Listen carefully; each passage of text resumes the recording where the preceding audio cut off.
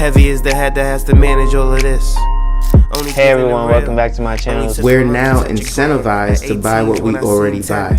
Fumbling through college had me building. I also got some done on the other side. And that was right around, I would say, May, maybe, right before renewing the lease for this property. Welcome to the channel, Martha. Thank you for having me here.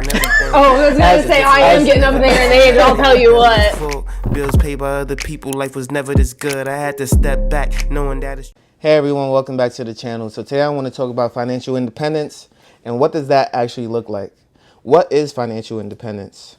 Well, what I want to do today is I want to give you the actual definition of financial independence so that we all are on the same page of what it is that we're looking for, right? So when it comes to financial independence, the definition that is here is that financial independence is a state of where an individual or a household has accumulated sufficient financial resources to cover its living expenses without having to depend on active employment or work to earn money in order to maintain its current lifestyle. Okay? In order to maintain your current lifestyle. Now, you want to account for inflation as well. So, in full transparency, I spend minimum about $55,000 a year just to maintain my current lifestyle.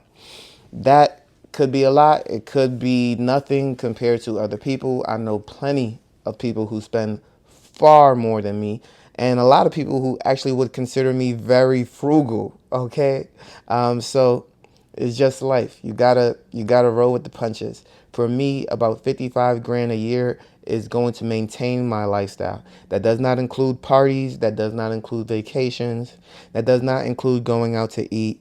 That simply means mortgage payments, car payments, whatever the case may be. 55 grand. All right. So I have to say I have the ability to replace all of those expenses with passive income or with wealth, right? Net worth, that is going to sustain me for the rest of my life. Now, the men in my family typically live no more than 68, 75 years. So if I'm going to say I'm going to do this thing a long term, I should plan at least for year 82 just to be on the safe side. So as an 82-year-old, would I have enough to still live my current lifestyle accounting for inflation? And that's what financial independence, financial freedom looks like. So for me, having passive income and then also getting rid of debt is super important on that financial independence and financial freedom journey.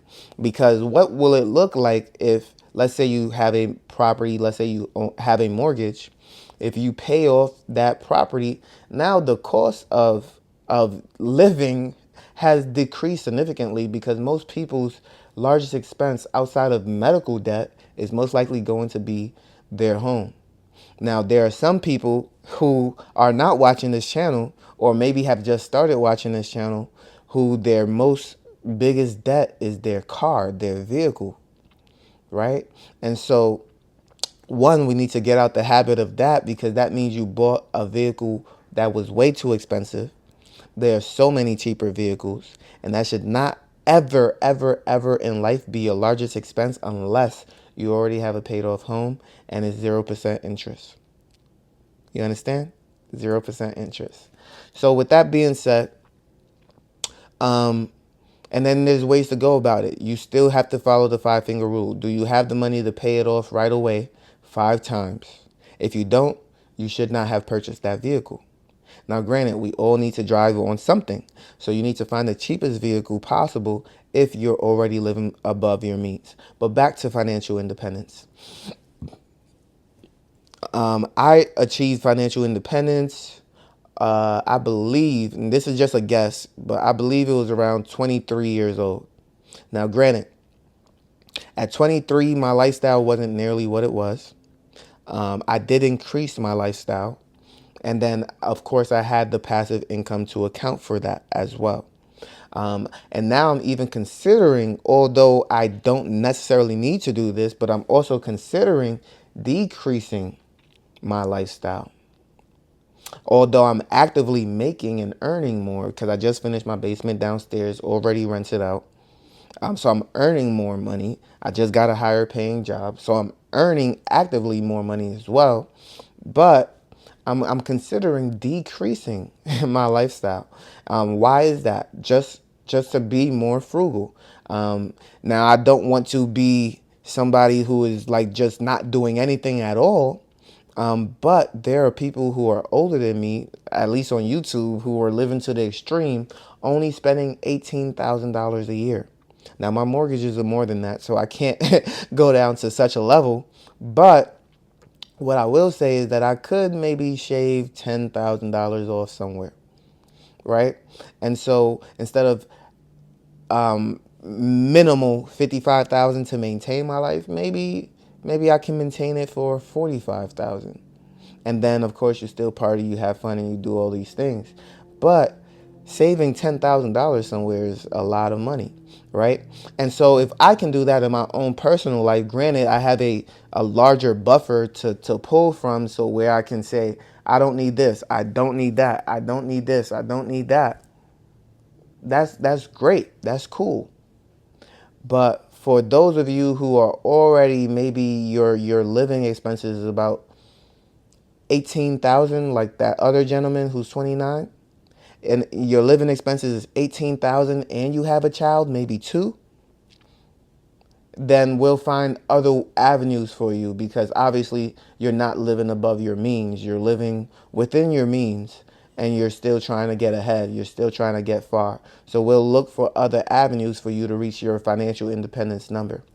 And which is going to get into my next subject on stocks, on how to get started as a beginner, but we'll talk about that in a later video.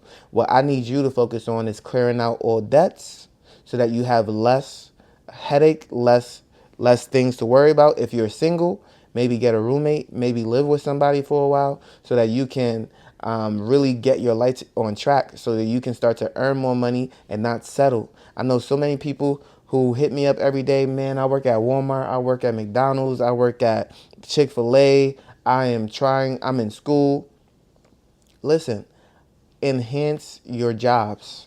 Not necessarily your education. Not everybody needs to go to school in order to get to the bag, but enhance your jobs. Start looking for things that are going to really get you paid. You understand me? Like stop settling. A lot of people are settling for anything that they can get. You have to understand that you are worth more.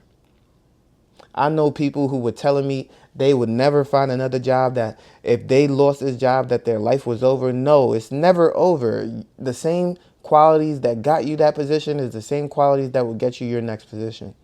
You are in charge. You got to stop living as though your company, your business is in charge of you. And that was the biggest driving force for me to get financial independence, because I cannot be afraid to leave an employer because of because I need money. Like that alone is a thought that will never pass my mind. Before I have children, before I have any responsibility that requires me to take care of another life, I must ensure that there is no job that will ever put fear in my heart. None, zero, zilch. Listen, if I lose something tomorrow, it's nothing, and I'm okay with that. I'm so happy that I don't care who shares this video, that I don't need a damn thing. I can pay off my home, forget the mortgage, forget everything, because I am financially independent. And so I want everybody to get to that level to where they're not scared to walk away from something that is not doing them a service, not adding value to their life. I want to walk into a company, I want to walk into an organization, and I want to feel not only respected and treated fairly, but I also want to give that same respect, treat people fairly, and be happy to be there. Most important, happy to be there. You understand? And so I'm super proud. This is why I love relationship building. I love anything to do with relationships, because I absolutely love being around people that love people, that care for people, that treat people well, and I go ahead and do the same because that's all we really have in this life. Once you make enough money, like, there's only people that you care about, people that are there for you, people who are proving themselves to you every single day, and you want to do the same for them. So with that being said, are you ready for financial independence? Have you reached your financial independence number? If not, we're going to talk about how to get there in future videos. But I appreciate you for tuning in. Please leave a like, comment, and subscribe to the channel. You know I post on YouTube, Rumble, and Spotify for podcasters, and I can't wait to see you in the next one. Peace.